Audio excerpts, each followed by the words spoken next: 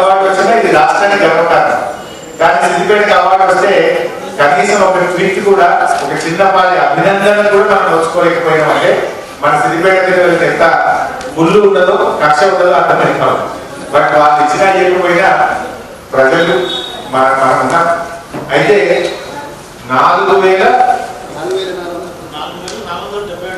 4,477 మున్సిపాలిటీలు ఈ దేశంలో ఈ స్వచ్ఛ సర్వేక్షణలో పాల్గొంటాయి.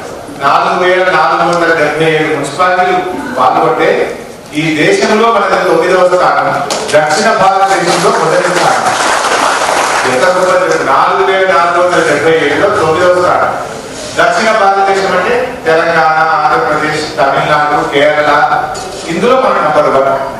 గొప్ప అచీవ్మెంట్. ఇంత cleanest city of south India ఈ అవార్డు అంటే కనీసం రాష్ట్ర ప్రభుత్వం నుంచి ఒక చిన్న అభినందనకు మనం నోచుకోలేదు. సరే, వాళ్ళు లేకపోయినా మన సిద్దిపేటలో మన గర్వకారణం దేశం గుర్తించింది. మనకు జాతీయ స్థాయిలో మనకు అవార్డు వచ్చింది. Thank you. జై తెలంగాణ.